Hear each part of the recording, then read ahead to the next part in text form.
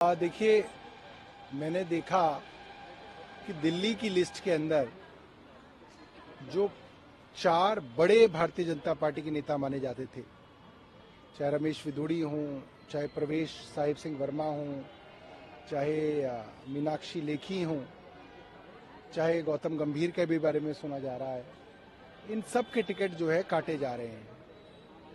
इससे एक बात साफ है कि भारतीय जनता पार्टी मानती है कि इनके सांसदों ने जमीन पे कोई काम नहीं किया।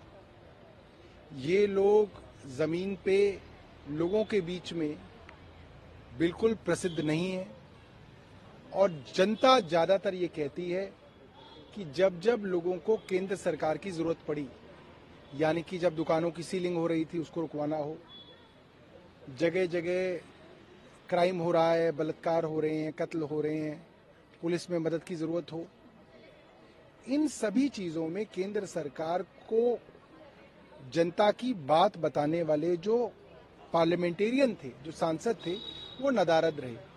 और ये भारतीय जनता पार्टी के सर्वे में भी सामने आया और भारतीय जनता पार्टी ने इन सबको बदला है। मगर ये जनता के साथ एक तरीके का धोखा है कि आप पहले किसी भी आदमी को ले आए, 5 साल जैसे तैसे जो है जनता जो है उनके साथ सहे, फिर आप उसको बदल के नया आदमी ले आए।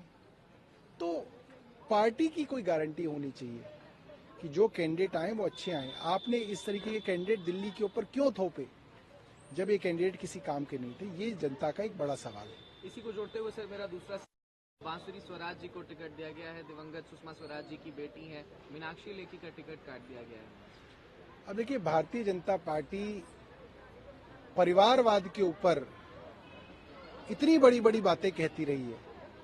मुझे लगता है कि हर बड़े भाषण के अंदर परिवारवाद के ऊपर तंज किया जाता है और आज सुषमा स्वराज जी की बेटी को अगर टिकट दिया जा रहा है तो परिवारवाद का एक जीता जागता उदाहरण है। मैं मानता हूं कि सुषमा स्वराज जी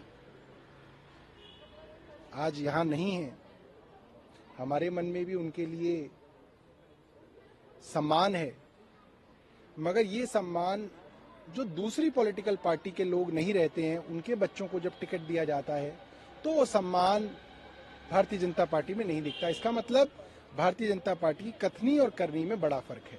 4 गया तो एट एन एवरेज अगर हम देखें तो 33 लोगों का टिकट जो है, 33 एमपीज का, सिटिंग एमपीज का टिकट इस पूरी लिस्ट में काटा गया है। कयास लगाए जा रहे हैं कि आने वाली लिस्ट में और भी एमपीज के टिकट काटे। देखिए, भारतीय जनता पार्टी की पुरानी स्ट्रैटेजी है। आप देखिए, उत्तराखंड के मुख्यमंत्री ने कोई काम नहीं किया था, चुनाव से पहले उत्तराखंड के मुख्यमंत्री को बदल दिया गया, कहा कि नया चेहरा दे दिया। गुजरात के मुख्यमंत्री बहुत ज्यादा बदनाम हो गए थे, चुनाव से पहले गुजरात में मुख्यमंत्री को बदल के नए आदमी को ले आए। तो ये एक तरीके का एडमिशन है कि भारतीय जनता पार्टी मानती है कि इन लोगों ने कोई काम जमीन पे नहीं किया और लोग अब इन्हें वोट नहीं देंगे। आज नीतीश कुमार जैसे ही इंडिया अलायंस छोड़ करके जाते हैं, उसके बाद ये पहली रैली है। कल प्रधानमंत्री नरेंद्र मोदी के साथ नीतीश कुमार की रैली थी, जिसमें उन्होंने कहा कि इस पे पहले मैं चला गया, लेकिन अब तो मैं नहीं जाऊंगा, अब हम छोड़ के आपको जाने वाले नहीं।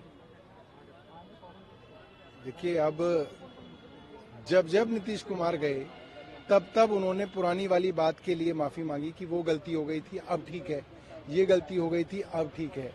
तो मुझे नहीं लगता कि अब नीतीश कुमार जी की बात का कोई खास विश्वास रहता है। मोरओवर अब उनके करियर का भी जो है, मुझे नहीं लगता कि बहुत लंबा करियर अब उनके पास है। तो जैसी उनकी सुविधा है, उस सुविधा के हिसाब से वो पार्टी